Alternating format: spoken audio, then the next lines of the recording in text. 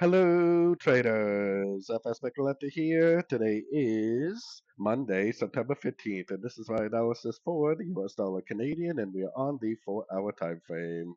So on the US dollar Canadian, I still am looking at this as possibly the end of a pullback, the end of an ABC correction on the daily, but I do have an alternative count that would actually have this being a WXY, not an ABC, and if that's true, it may actually go up and take out these highs. But for now, we are definitely still bearish because the trend is definitely still down on the higher time frames. We got a nice 78% fib bounce. We got a nice engulfing down. It did break structure. So now we're going to have to observe it to see if this is an ABC correction to the uptrend or whether this is a 1, 2, 3 and it makes a very impulsive move down. If it's a 1, 2, 3, it should be very obvious it's a wave 3 because wave 3 should be a very strong push.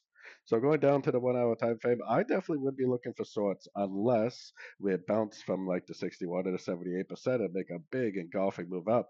Because if it really is a wave 3, it may bounce a little bit from these fib levels, but it will just make corrective price action. It will not make an impulsive engulfing move to the upside. So if we do see that engulfing move at one of these fib levels, I would definitely stop looking for shorts and start looking for longs again. Otherwise, I'm definitely looking for shorts and hopefully learning at the same time, learning and earning whether this is an ABC or whether this is a 1, 2, 3. So anyways, don't forget to check out my website linked over here in the corner. And as always, thank you for watching and happy trading.